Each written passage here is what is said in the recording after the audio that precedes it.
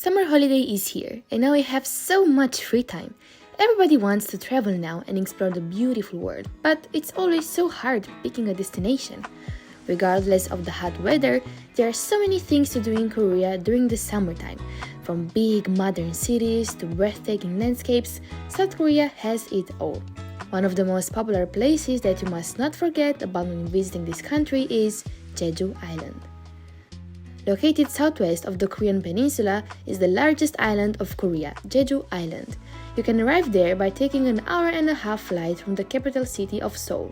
It is one of the most relaxing vacation spots found in Korea thanks to its unique local atmosphere and beautiful natural environment. From emerald beaches, Hala Mountain, Korea's Jeju Island offers plenty of natural wonders that will leave you in awe. Let's explore it together right now. Our first stop should definitely be the icon of the island, Halasan Mountain. Halasan Mountain stands proudly at the center of Jeju Island and is perhaps the island's most memorable landmark. Also called Yeongjusan Mountain, meaning mountain high enough to pull the galaxy, Halasan is the highest mountain in South Korea with an altitude of 1,950 meters, offering a once-in-a-lifetime experience for adventure seekers.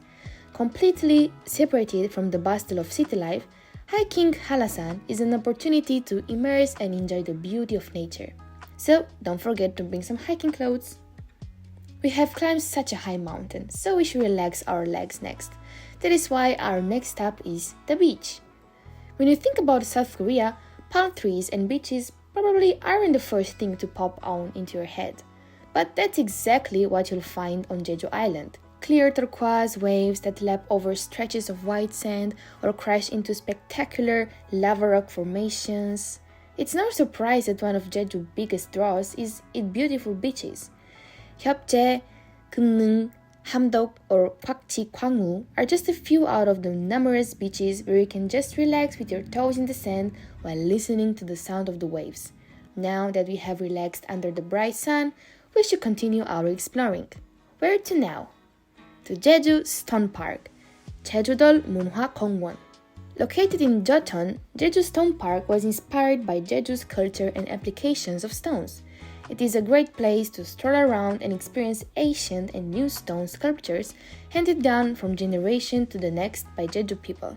On the island, most spaces, parks, and attractions are related to nature and modern attractions, but this is the only few sites where one can learn glimpses of Jeju's historical background.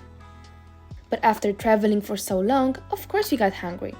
For such a tiny island, there is a wide variety of unique and special foods that you hardly find in other places. Here are some quick recommendations. Jeju Black Pork, Huktaeji. Probably the most famous and must try when visiting Jeju. Jeju Black Pork, or the Huktaeji, is so popular that they even have a black pork street devoted to it. Seafood Hot Pot Stew, Haemultang. Thanks to the freshly caught from the ocean, Haemultang is very famous in Jeju. Seafood lovers can enjoy squid, octopus, cuttlefish, clams, crabs, or even abalone in a single bowl of Haemultang. Hairtail Fish Soup, Kalchichorim. It is very hard to catch the hairtail fish and difficult to preserve the freshness of it. Well, this is the main reason Jeju has the most delicious hairtail fish dishes, freshly caught from the sea. And as a dessert, peanut ice cream, Tanggong ice cream. Farmed from locally grown peanut, this dessert has come with vanilla soft serve ice cream topped with peanut in a variety of decoration. It is something sweet and refreshing to treat you in comfort. Our bellies are now full, so let's continue our trip. We visited natural landscape and cultural sites, so maybe it's time to go on outdoor museum. Seongup Folk Village, Seongup Minsok Maul. Located at the foot of Hala Mountain, Seongup Folk Village is a small town that holds a vast amount of culture over a wide period of time, from 1010 to 1914. This ancient village is a fascinating place to learn Jeju Island history, culture, and how people on the island used to live. An interesting fact is that there are still residents living at Seongup Ethnic Village and doing traditional jobs. If you plan to visit Jeju during spring, you can be lucky and witness the beautiful bloom of canola at Seongsang Canola Flower Field, Seongsang Yukchae Kukpap.